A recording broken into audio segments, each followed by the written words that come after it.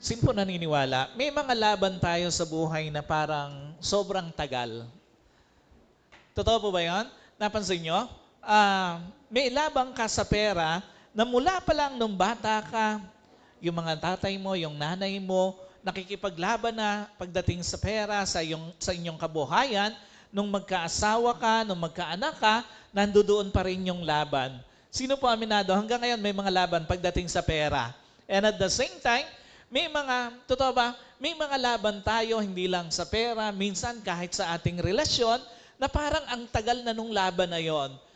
Napansin nyo, may mga laban na ibinigay mo na nga, pinalaya mo na yung taong kala mo magiging tapat sa'yo, akala mo mamahalin ka ng totoo, pero napansin nyo, kahit na pinalaya mo na, parang hanggang ngayon nakikipaglabang ka pa rin.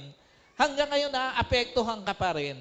And at the same time, minsan, pansin nyo, may mga laban tayo sa ating sakit na parang ang tagal-tagal na. Yung bang kahit na ang tingin mo, sobrang nakakapagod na, sobrang nakakasawa na, pero still, nandoon ka pa rin sa laban na yon. By the way, sino po naniniwala? Kaya naman paikli ng Diyos yung laban mo sa buhay kung gugustuhin ng Diyos. Totoo ba ba yan? Kayang paiksiin ng Diyos. Yung anumang laban mo, ito man ay laban mo sa pera, sa kabuhayan, ito man ay laban mo sa iyong relasyon o sa iyong kalusugan o sakit, kaya siyang paikliin ng Diyos. Alam niyo po, kayang sa isang iglap, kayang ayusin ng Diyos ang laban mo sa iyong kaperahan. Totoo ba yan? Sino naniniwala? Sa isang iglap, kayang ayusin ng Diyos yung laban mo sa iyong relasyon at maging sa iyong kalusugan. Alam niyo po, pansinin niyo yung journey ng mga Israelites dito sa Deuteronomy chapter 8 verse 2. Sabi rito, at iyong alalahanin ang lahat ng paraan ng pagpapatnubay sa iyo ng Panginoon mong Diyos nitong 40 taon sa ilang. It took 40 years for them in the wilderness bago nila napasok yung promised land. Pero pansinin nyo, ang sabi doon sa Exodus 13:17-18, nang payagan ng Paraon na umalis ang bayan, hindi sila dinala ng Diyos sa daang patungo sa lupain ng mga Pilisteo, bagamat malapit iyon. Sabi doon, bagamat iyon ay malapit, pero si Lord, sa ibang daan sila dinala. Sapagkat sinabi ng Panginoong Diyos, baka ang bayan ay magsisi kapag nakakita ng digmaan at magbalikan sa Ehipto. Kundi papatnubayan o kundi pinatnubayan ng Diyos ang taong bayan, paikot sa daang patungo sa ilang sa dapi o sa tabi ng dagat na pula.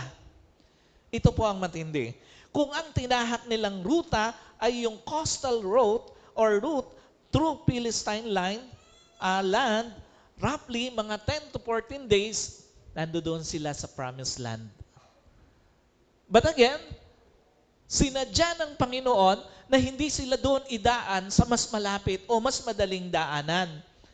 Alam niyo po, ang laki ng diferensya, pansinin niyo, ng 14 days sa 14 years na journey nila. At ito ang totoo, sa mga matatagal na battle sa buhay, iba't ibang emotion, damdamin ang pwedeng magpahina or magpalakas sa isang tao during long battle in life. Totoo ba yan? Pagka sobrang tagal, ang isang battle sa buhay mo, iba't ibang klase ng emotion, yung pwedeng dalawang bagay, magpahina sa iyo or magpalakas sa iyo during dun sa battle na meron ka sa buhay mo. Ang tanong dito, ano ba yung karakteristik meron ang matatagal na pagsubok o laban sa buhay ng isang tao? Alam niyo po, number 1, sometimes your battle or long battle in life are full of silence. Sino aminado? Minsan pakiramdam mo, parang sobrang tahimik ng Diyos sa laban na meron ka. Sino po rito na-experience na yon? Parang sobrang tahimik ng Diyos. Minsan pakiramdam mo, parang nasa matinding labang ka ng buhay, pero ang Diyos, walang sagot doon sa pakikipaglaban mo. Napansin niyo yan? Ang tagal mo nang nakikipaglaban para umahon sa hirap, pero wala pa rin sagot ang Diyos sa laban mo. wala pa rin sagot ang Diyos sa prayers mo. Ang tagal mo nang nakikipaglaban para sa relasyon mo, pero wala pa rin sagot ang Diyos sa prayers mo. Ang tagal mo nang nakikipaglaban sa iyong sakit, pero wala pa rin sagot ang Diyos sa prayers mo. Totoo po ba nangyayari yon? Ang tagal-tagal mo nang nakikipaglaban, pero ang Diyos parang tahimik na tahimik. Parang walang sagot ang Diyos dun sa mga prayers mo. Why? Una, God's silence was not a period of abandonment, but a period of transitioning you to deeper surrender. Alam niyo po, ang pananahimik ng Diyos, hindi nangangahulugan iniwang ka ng Diyos. Pinabayaan ka ng Diyos. Kundi dinadala ka lang ng Diyos doon sa mas malalim na pagsusuko ng buhay mo. What does it mean? Hindi kaya tahimik ang Diyos sa laban mo sa pera, hindi dahil ayaw sumagot ng Diyos, kung hindi dahil ayaw mong isuko sa Diyos yung laban mo sa pera. Napansin niyo yan? Hindi kaya tahimik ang Diyos sa laban mo sa relasyon mo, hindi dahil ayaw sumagot ng Diyos sa laban mo sa relasyon mo, kung hindi dahil ayaw mong isuko sa Diyos yung laban mo sa relasyon mo. At hindi kaya tahimik ang Diyos sa laban mo sa iyong kalusugan, sa iyong sakit, hindi dahil ayaw ng Diyos sagutin ang prayers mo, kung hindi dahil ayaw mong isuko yung laban mo sa sakit mo sa Diyos. Sometimes, tahimik ang Diyos hindi dahil iniwang ka ng Diyos, pinabayaan ka ng Diyos, kundi binibuild lang ng Diyos yung trust mo, lalo na doon sa mga plano niya na hindi mo pagganap na nauunawaan. Sino po naniniwala? Sometimes, may mga plano talaga si Lord sa ating kaperahan, sa ating relasyon, sa ating kalusugan, na parang ang hirap maintindihan. Napansin niyo yan? And during that time, doon sa mga panahon na hindi mo maintindihan yung pinapayagan ng Diyos, tandaan niyo po, binibuild ng Diyos yung trust mo sa Kanya para doon sa mga bagay na hindi mo pagganap na nauunawaan. Iyon yung isa sa mga dahilan bakit minsan parang napakatahimik ng Diyos. Napakatahimik ng laban na meron ka sa iyong buhay. Another characteristic ng mga napakatatagal na laban sa buhay, sometimes your long battle in life seems to be full of uncertainty. Sino po aminado? Minsan, napapatanong ka sa Diyos, Lord, giginhawa pa ba pamilya ko? Sino rito at some point ng buhay mo na itanong mo sa Diyos yon? Lalo na doon sa panahon na parang kapos na kapos ka. Naitanong mo sa Diyos kung, Lord, aahon pa ba kami sa hirap? Sino po aminado? Sometimes natanong mo ang Diyos, Lord, aayos pa ba yung pamilya ko? Aayos pa ba yung relasyon ko? At sino po rito aminado? At some point ng buhay mo, doon sa pinakamatinding pagkakasakit mo, natanong mo ang Diyos, Lord, mabubuhay pa ba ako? Gagaling pa ba ako? Alam niyo po, sometimes, your long battle in life seems to be full of uncertainty. Sino po aminado? Minsan natanong mo ang Diyos na kailan ba matatapos yung laban ng buhay ko? Pansinin niyo yung mga Israelites, sa haba ng journey nila sa wilderness, hindi na nila alam yung mga susunod na battle pa sa kanilang journey. They never know what will be the next battle sa kanilang journey. Kasi nga, before they entered Promised Land, nagkaroon sila ng 5 major military battle under sa kay Moses. Hindi pa kasama yung sa pamumuno ni Joshua. Doon pa lang sa pamumuno ni Moses, nagkaroon na sila ng 5 major battle, military battle sa ilalim ng Moses. So, sino naniniwala? Doon sa napakahaba at nakakainip na laban sa buhay, madalas, doon ka nagkakaroon ng deeper encounter sa Diyos. Sino po rito? Na-experience na yon. Nung pinakamatindi ang laban mo sa pera, doon mo mas na-encounter ang Diyos. And at the same time, sino aminado? nung nandoon ka sa pinakamatinding laban mo sa iyong relasyon, doon mo mas na-encounter ang Diyos. At nung meron kang laban sa iyong kalusugan, pinakamatindi ang laban mo sa iyong sakit, doon mo mas na-encounter ang Diyos sa buhay mo. Ano pinapakita rito ng Panginoon?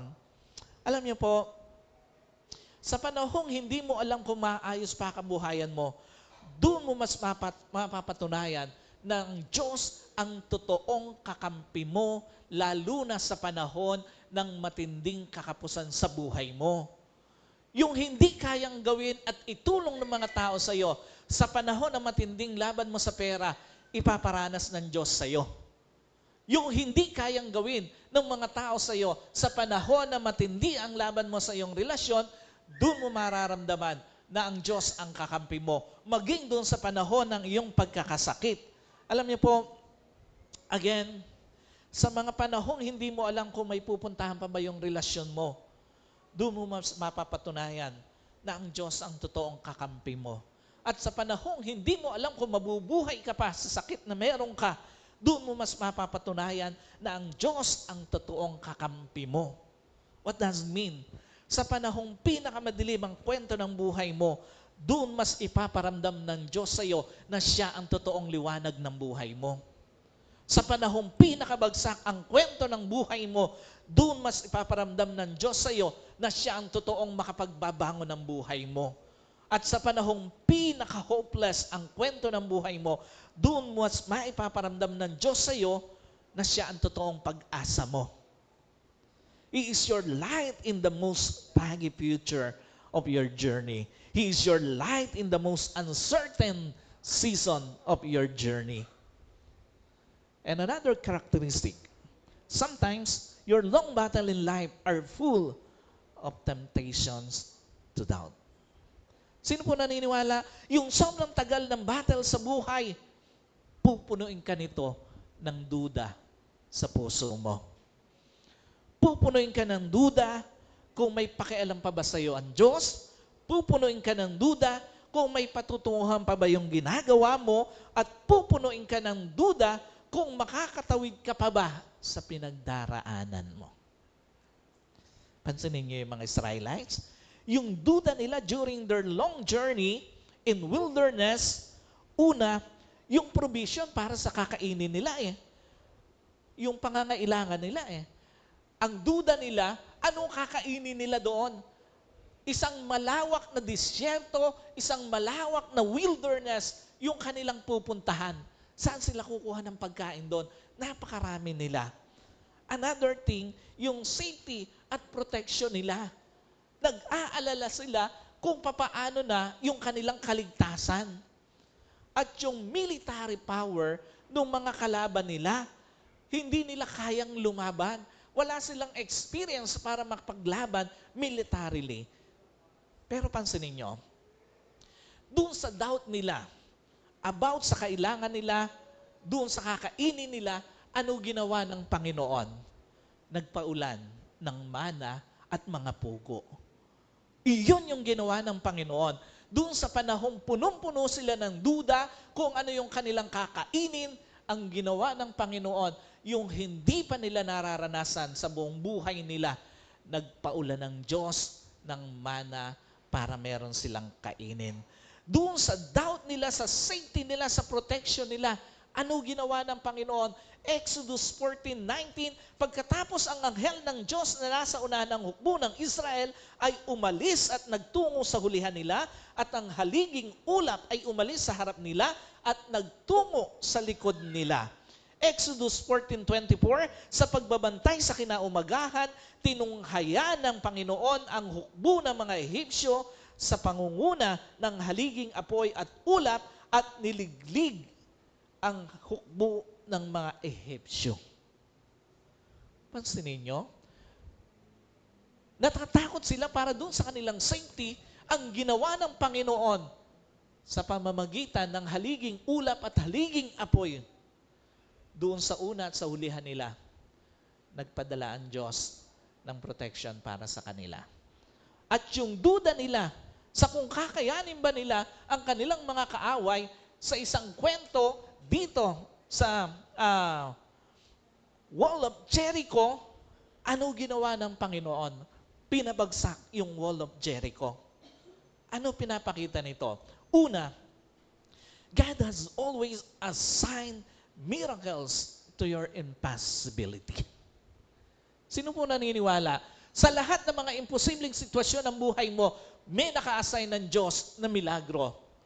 At sino naniniwala? Kung bakit nakatawid ka doon sa mga pinaka-imposibleng laban ng buhay mo sa nakaraan, miracles lang yun ng Panginoon sa buhay mo. Hindi yun galing mo. Hindi yun husay mo. Dahil kahit gaano ka kagaling at kahusay sa buhay, pag hindi niloob ng Diyos, hindi mangyayari yon. Pansinin nyo, yung mga Israelites, punong-puno sila ng duda sa kanilang provision, sa kanilang protection, sa kanilang pakikipaglaban. Alam niyo po, laging may nakalaan na himala si Lord sa imposibleng sitwasyon ng kabuhayan mo, sa imposibleng sitwasyon ng relasyon mo, sa imposibleng sitwasyon ng kalusugan mo. Ano tinuturo nito? Sa panahong napupuno ka na ng duda sa mahirap mong sitwasyon, balikan mo lang yung mga nakaraang himala ng Diyos sa buhay mo. Kung ngayong oras na to, punong-puno ka ng duda, kung maitatawid mo pa yung problema mo sa kabuhayan mo, sa relasyon mo, sa iyong sakit, balikan mo lang yung mga nakaraang himala ng Diyos sa buhay mo. Sino po rito? Alam niya, marami siyang babalikan, marami siyang kayang balikan himala ng Diyos sa buhay niya. Unless na hindi mo nire-recognize na ang Diyos ang may gawa nun sa buhay mo. Pero kung recognize mo na ang lahat ng mga pagtawid sa buhay mo, sa mga imposibleng sitwasyon ay gawa ng Diyos, ang dami mong pwedeng balikan sa buhay mo. Alam niyo po, sa panahong napupuno ka ng duda sa mahirap mong sitwasyon, alalahanin mo lang na hindi nauubusan ng himala ang Diyos. At sa panahong napupuno ka ng duda sa mahirap mong sitwasyon, asahan mo lang na marami pang paparating na himala ang Diyos sa iyo. Now, the question is, ano ba gustong ituro sa iyo ng matagal na laban sa buhay? Sino po naniniwala? Yung laban na meron ka ngayon sa buhay mo, laging merong gustong ituro ang Diyos sa iyo. Lalo na doon sa mga pinakamatatagal na laban mo sa buhay mo. And number one of that is to learn to embrace dependence on God. Sino po naniniwala? Wala kang maipapanalong laban sa buhay kung wala ang Diyos sa tabi mo. Totoo ba yan? Yung mga Israelites, ang dami nilang naging laban, pero lahat ng laban na wala ang Diyos sa tabi nila, talo sila. Napansin niyo yan? Pero lahat ng laban na meron sila, nakasama nila ang Diyos, nanalo sila. The same concept sa journey na meron ka. Wala kang maipapanalong laban sa buhay mo nang wala ang Diyos sa tabi mo. Maniwala ka, mapapagod ka lang pero hindi ka mananalo sa anumang laban ng buhay kung hindi mo kasama ang Diyos sa laban mo. Pansinin niyo yung mga Israelites, again, every time they try to fight on their own, talo sila pag uwi nila eh. Pero sa bawat laban na sinasamahan sila ng Diyos, nananalo sila kahit kakaunti sila. Kahit dihado sila sa laban, nananalo sila. Kasi nga, kasama nila ang Diyos. Anong pinapakita nito?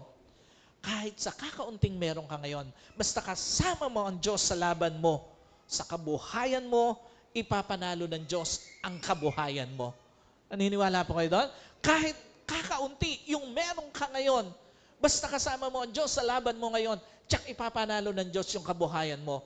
Kahit kakaunti ang meron kang pag-asa para sa laban mo sa iyong relasyon, basta't kasama mo ang Diyos, tiyak ipapanalo ng Diyos ang relasyon mo. The same concept sa iyong sakit. Kahit sa kakaunting pag-asa na gagaling ka pa sa sakit mo, basta kasama mo ang Diyos, tiyak isang araw, ipapanalo ka ng Diyos sa sakit na meron ka. What does it mean? Una, sa halip na mag-alala sa araw ng bukas, hanapin mo at ipagpasalamat mo ang pagpapala ng Diyos sa araw na to. Sino po naniniwala? Bago ka palang pumunta rito, may pagpapala na ang Diyos sa'yo eh. Totoo po ba yan? Kaya nga sa halip hanapin mo, sa halip mag-alala ka, sa araw ng bukas, ang hanapin mo, ang tingnan mo, yung pagpapala na meron ka na ngayong araw na to. Alam niyo po, sino naniniwala, walang problema sa buhay mo, ang kayang solusyonan ng pag-aalala. Totoo po ba yan? Lahat ng problema sa buhay mo, mananatiling problema kung ang gagamitin mo ay yung pag-aalala mo. Walang kayang solusyonan ang mga pag-aalala sa buhay mo sa kahit anong problemang meron ka sa buhay mo.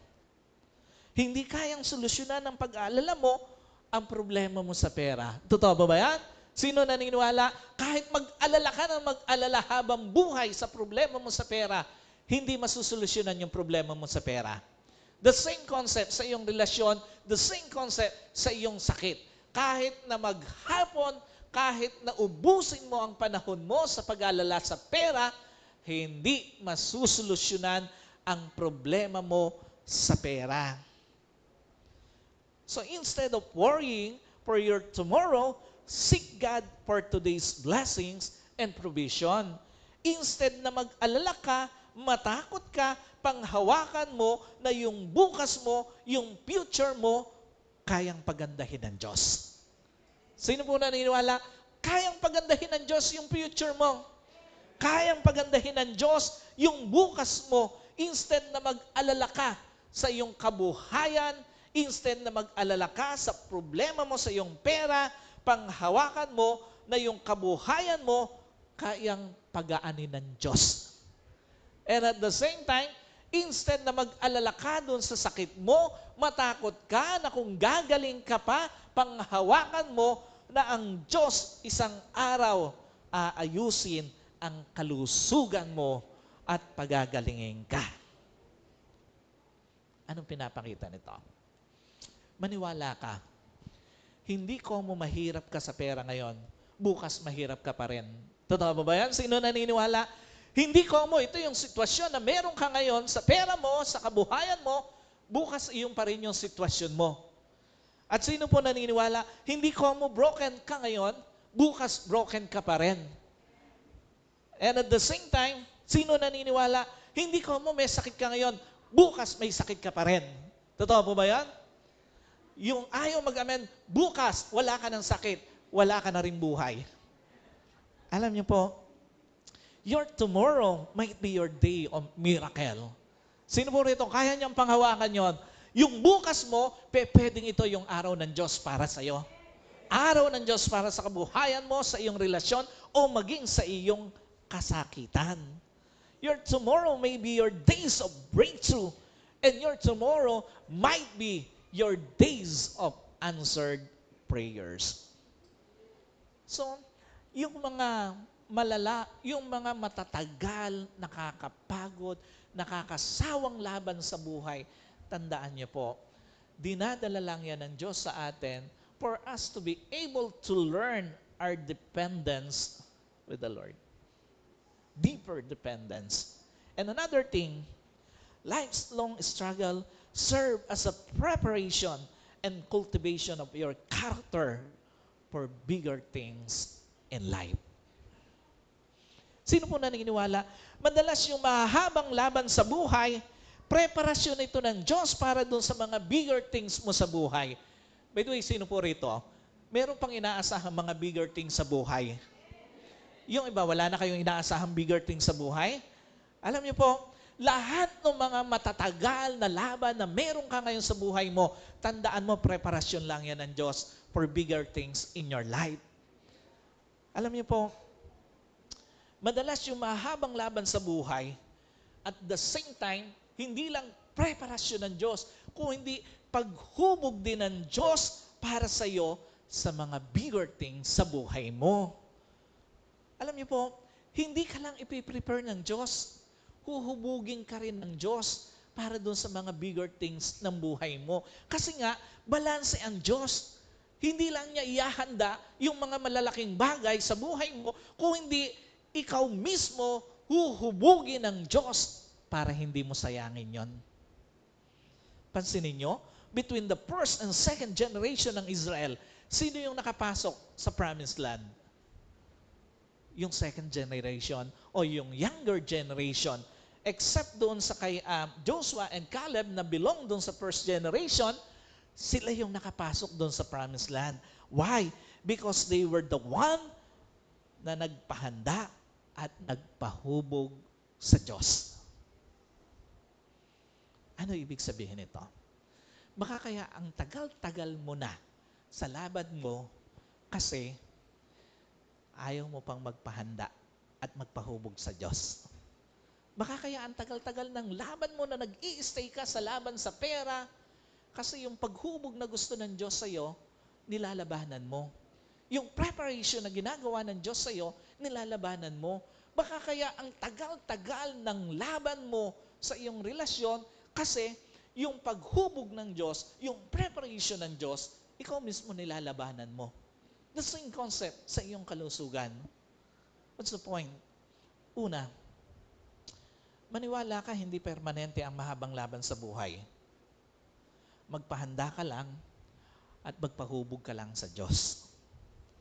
Sino po naniniwala? Isang araw matatapos din yung laban mo sa kakapusan ng pera. Totoo ba yan?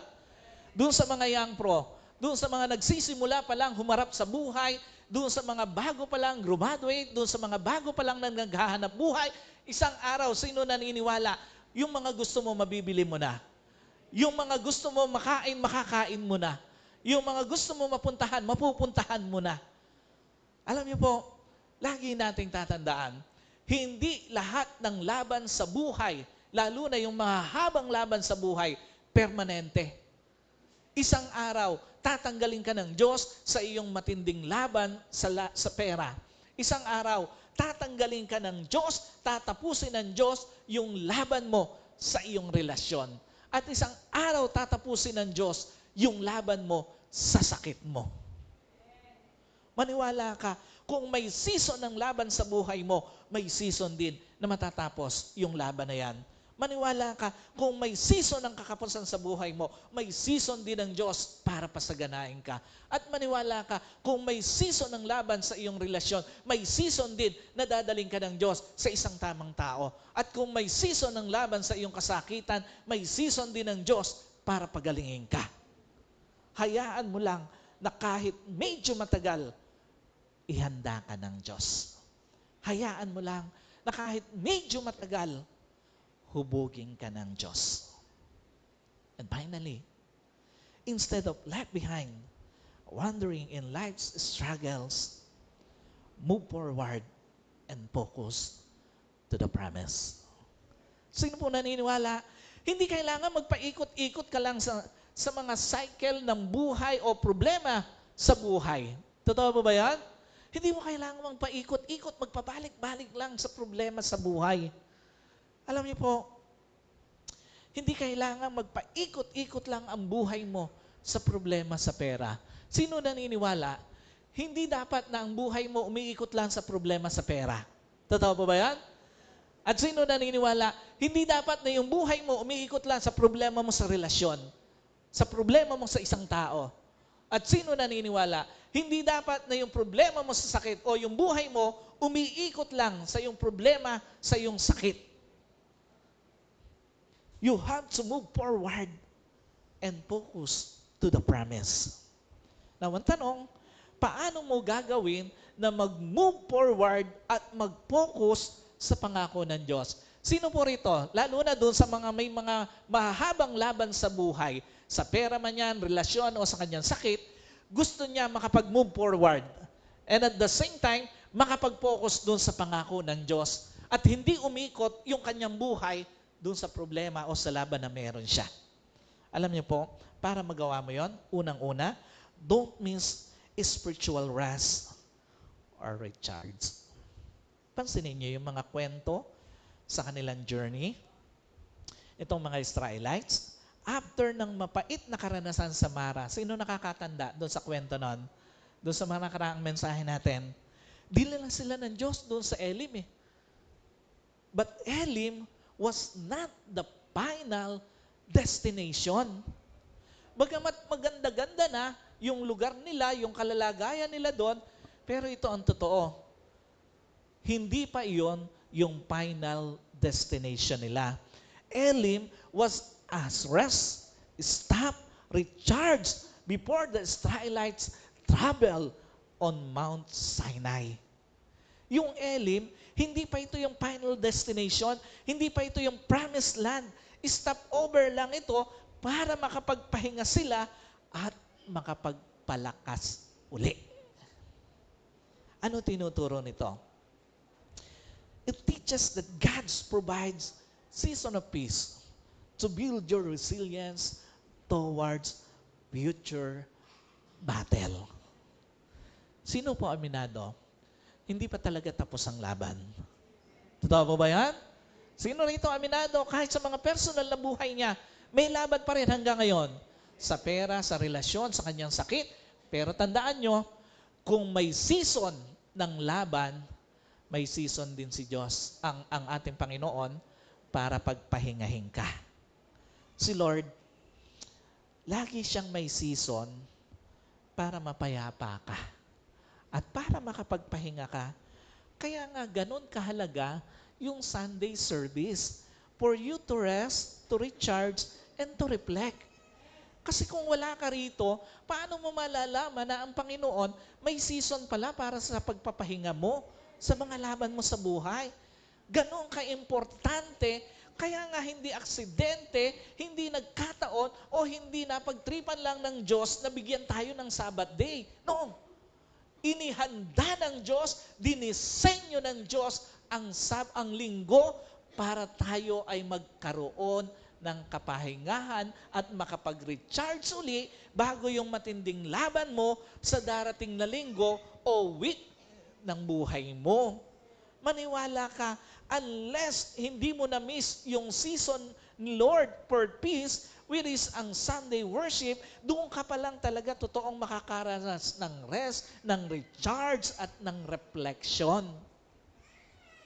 And another thing, don't miss to recognize that God can quickly transit your place of intense struggle into a place of peace and abundance.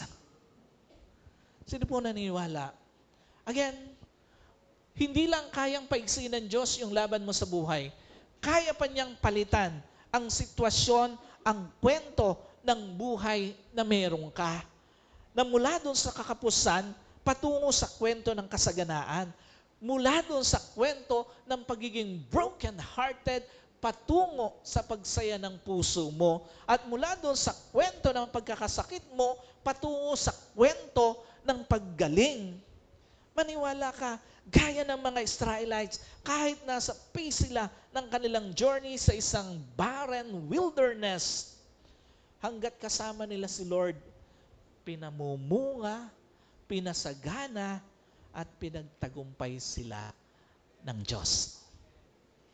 Maniwala ka, although itong point na ito ng buhay mo, parang nasa matinding labang ka ng iyong kabuhayan, ng iyong relasyon, ng iyong sakit, kaya ka pa rin pamungahin ng Diyos.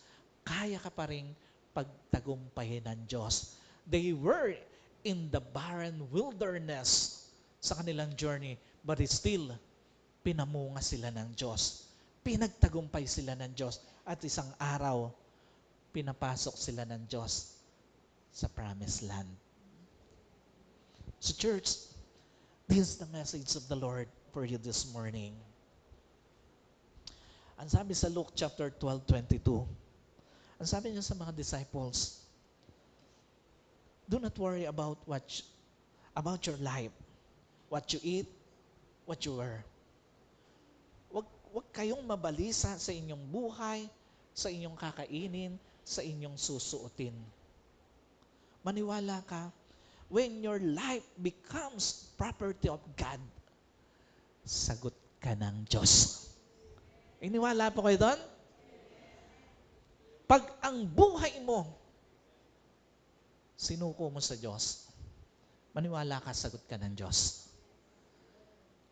Yung kabuhayan mo, pag sinuko mo sa Diyos, maniwala ka, sagot ng Diyos ang kabuhayan mo. Yung relasyon mo, maniwala ka, dahil sinuko mo sa Diyos, sagot ng Diyos yung relasyon mo. Yung sakit mo, dahil sinuko mo sa Diyos, maniwala ka, sagot yan ng Diyos.